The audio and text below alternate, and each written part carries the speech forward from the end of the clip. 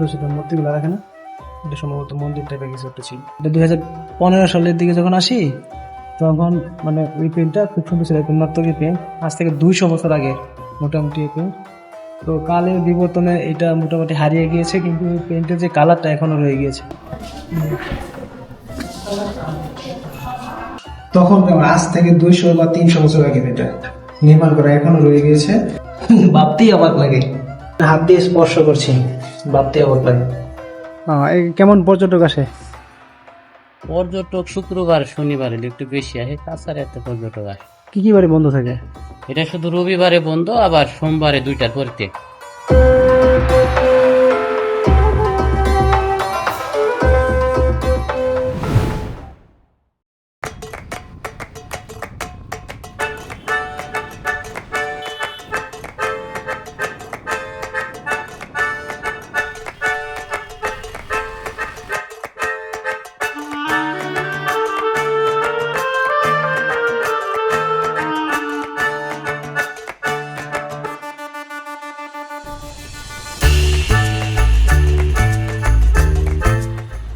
ময়মনসিংহ শহর থেকে ঠিক 16 কিলোমিটারের একটা পথ, ঘড়ির কাঁটায় হয়তো 30 মিনিটের মতো লাগবে, কিন্তু ইতিহাসে পিছিয়ে যাব আমরা প্রায় 300 বছর।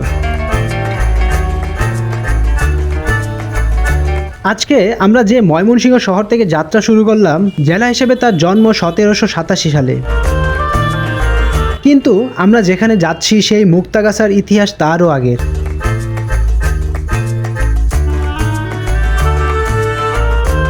তখন এই পুরো অঞ্চলটা ছিল আলেপশাহী পরগনা, ঘন জঙ্গল আর ব্রহ্মপুত্রের অববাহিকা। সালটা 1727। নবাব মুর্শিদ কুলি খানের দরবারের এক প্রভাবশালী ব্যক্তিত্ব শ্রীকৃষ্ণ আচার্য চৌধুরী, তিনি এই অঞ্চলের জমিদারি পেয়ে যখন প্রথম এখানে আসেন, এই জায়গাটার নাম ছিল তখন বিনোদবাড়ি।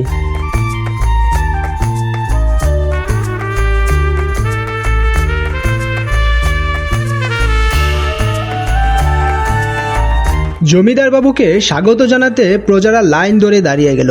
সেই লাইনে দাঁড়িয়েছিল এক সাধারণ সুপারি বিক্রেতা মুক্তারাম কর্মকার। দরিদ্র মুক্তারামের কাছে জমিদারকে দেওয়ার মতো কোনো সোনাদানা ছিল না। সে ভক্তি ভরে ওনার হাতে তুলে দিল নিজের তৈরি একটা বিশাল পিতলের গাছা, অর্থাৎ প্রদীপ রাখার স্ট্যান্ড। শ্রীকৃষ্ণ আচার্য এই উপহারে এতটাই মুগ্ধ হলেন যে মুক্তারামের মুক্তা আর উনার দেওয়া গাছা, এই দুই মিলিয়ে পুরো পরগনার নামই বদলে রেখে দিলেন মুক্তাগাছা।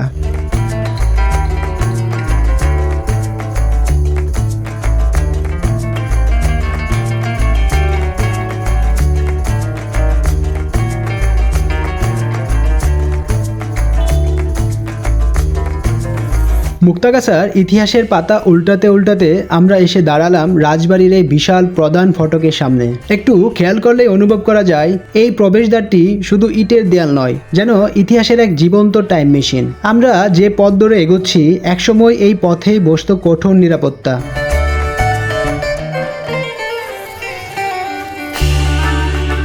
ভেতরের মহলগুলোতে সাধারণ মানুষের প্রবেশ ছিল একেবারেই নিষিদ্ধ।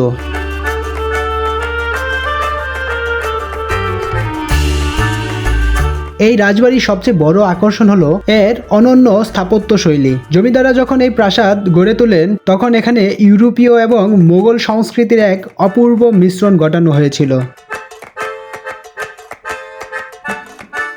মূল ভবনটি পেরিয়ে এখন আমরা প্রবেশ করব রাজবাড়ির সবচেয়ে জাঁকজমকপূর্ণ রাজদরবারে।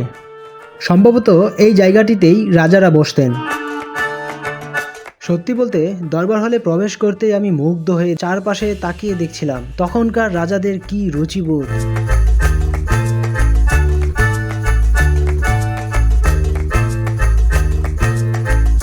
আজ থেকে প্রায় 200 বা 250 বছর আগে এই বিশাল হল রুমটি ছিল পুরো জমিদারির মূল চালিকা শক্তি। দিনের বেলা এখানে বসতো রাজকীয় আদালত, যেখানে জমিদাররা প্রজাদের অভাব অভিযোগ শুনতেন এবং বিভিন্ন বিচার কার্য পরিচালনা করতেন।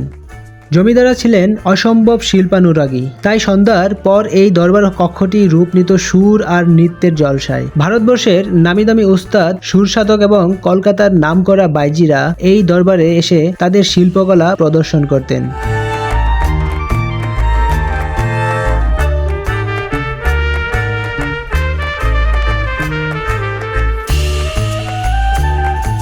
আজ হয়তো সেই জাঁকজমক নেই, কিন্তু এই শূন্য দরবার হলের প্রতিটি খিলানে এখনো যেন মিশে আছে রাজকীয় আভিজাত্যের সুবাস।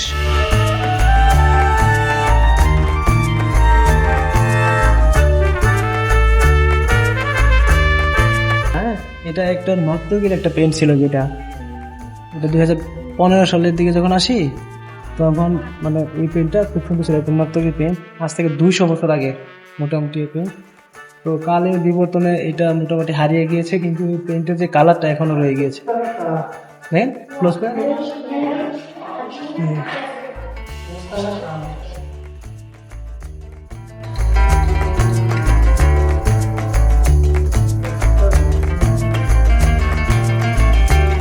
আজ থেকে প্রায় 1 শতাব্দী আগে যখন পুরো ভারতীয় উপমহাদেশে থিয়েটার বা নাটকের আধুনিকায়ন কেবল শুরু হচ্ছে, তখনই মুক্তাগাছার এই রংমহলে তৈরি করা হয়েছিল একটি সম্পূর্ণ ঘূর্ণায়মান স্টেজ। মুক্তাগাছার জমিদাররা নাট্যচর্চাকে কতটা ভালোবাসতেন তার সবচেয়ে বড় প্রমাণ হলো এই ঘূর্ণায়মান নাট্যমঞ্চ। যান্ত্রিক এই মঞ্চটি এক দৃশ্য থেকে অন্য দৃশ্যের পট পরিবর্তনের জন্য বৃত্তাকারে ঘুরতে পারত।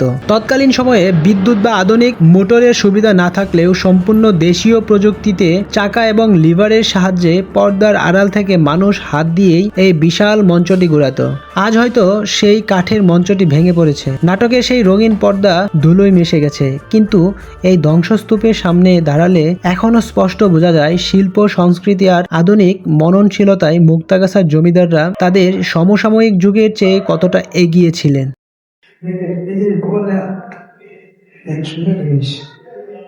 এই জিনিসটা দেখেন, একটা মিনিট। এই যে এই জিনিসটা দেখ, মানে রাজাদের যে অন্য অলঙ্কার সিকিউরিটি রাখার জন্য যে সন্দুক টাইপের বলি আমরা, এইটা হচ্ছে সেই সন্দুক চেম্বার। দেখেন এখনো লোহার যে সন্দুকগুলো রয়েছে এইগুলো এখনো জং ধরে গেছে, কিন্তু সন্দুকগুলো রয়েছে, দেখছেন? এখানে প্রতিটা জায়গায় জায়গায় মানুষ ছিল যে এখানে ভাঙা, তখন আজ থেকে 200 বা 300 বছর আগে এটা নির্মাণ করা, এখনো রয়ে গিয়েছে। ভাবতেই অবাক লাগে, মানে রাজাদের তৈরি করা জিনিসগুলো আমরা এখন হাত দিয়ে স্পর্শ করছি, ভাবতেই অবাক লাগে।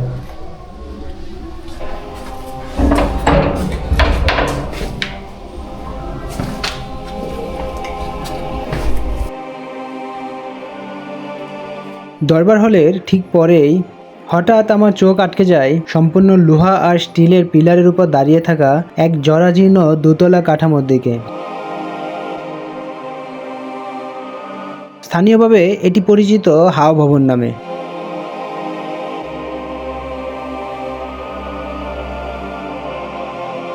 একটু ভালো করে লক্ষ্য করলেই দেখতে পাবেন এর নিচের তলাটি সম্পূর্ণ উন্মুক্ত, কেবল লোহার শক্তিশালী খুঁটিগুলো কঙ্কালের মতো দাঁড়িয়ে আছে। আর উপরের তলাটি তৈরি হয়েছিল কাঠ, টিন আর লোহার মিশ্রণে, যার চারপাশ জুড়ে ছিল বড় বড় খোলা জানালা। ইতিহাস বলে প্রচণ্ড গরমের দিনে ক্লান্তি দূর করতে জমিদাররা এই ভবনের দ্বিতীয় তলায় এসে সময় কাটাতেন। শুধু বিশ্রামের জন্য নয়, এটি ছিল জমিদারদের একান্ত বিনোদন কেন্দ্র।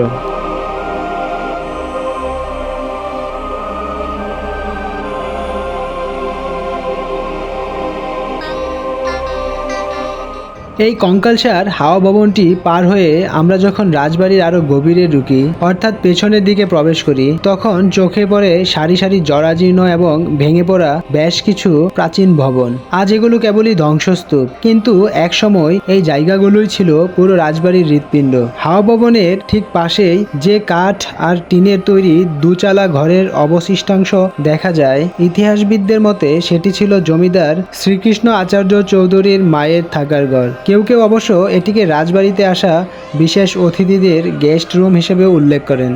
মায়ের ঘরের ঠিক সামনেই মাটির নিচে সুড়ঙ্গের মতো বুক চিরে দাঁড়িয়ে আছে প্রাচীন পাথরের দেয়ালের এক পানির কূপ। একটু খেয়াল করলেই বুঝতে পারবেন কূপটি কতটা চমৎকার এবং কৌশলগত জায়গায় তৈরি করা হয়েছিল।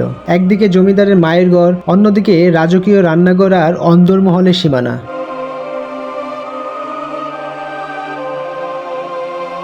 আর এই আঙিনার ঠিক মাঝখানে মাথা উঁচু করে দাঁড়িয়ে আছে একটি সবুজ গাছ, বছরের পর বছর ধরে, যা এই রাজবাড়ির উত্থান আর পতনের নীরব সাক্ষী হয়ে ছায়া দিয়ে যাচ্ছে।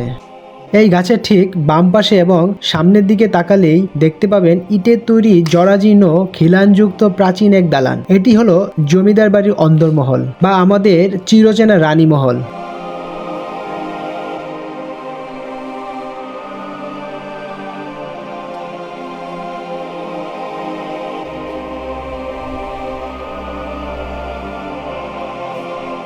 আমাদের চারপাশে এই জরাজীর্ণ দেয়াল, খসে পড়া প্লাস্টার আর শ্যাওলা ধরা প্রাচীন ধ্বংসাবশেষ, এগুলো আসলে কেবলই ইট পাথরের কঙ্কাল নয়, এগুলো এক একটি শত বছরের পুরনো জীবন্ত উপাখ্যান।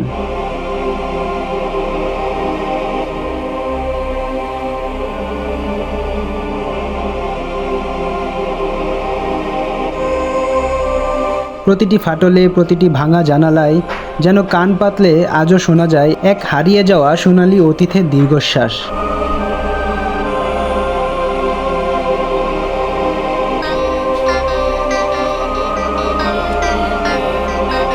সময় চলে যায়, মানুষ বদলে যায়, ধুলোয় মিশে যায় কত সাম্রাজ্য, কিন্তু মুক্তাগাছা রাজবাড়ির এই জীর্ণ দেয়ালগুলো আজও বুক চিতিয়ে দাঁড়িয়ে থেকে আমাদের মনে করিয়ে দেয় অতীত কখনো হারিয়ে যায় না, সে শুধু রূপ বদলে ধ্বংসস্তূপের মাঝে বেঁচে থাকে ইতিহাসের সাক্ষী হয়ে।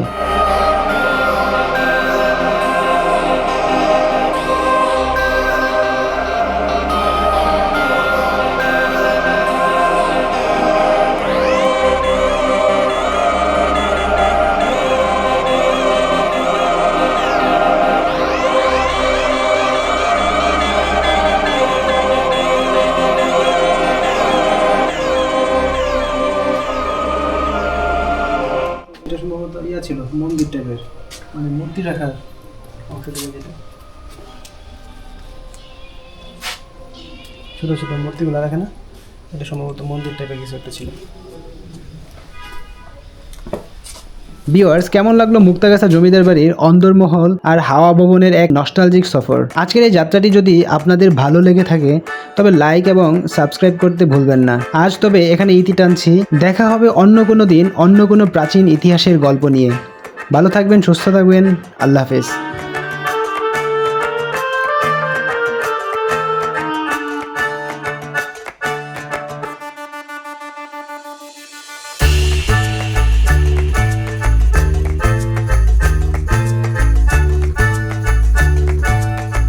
নতুন আগে কোথায় ছিলেন?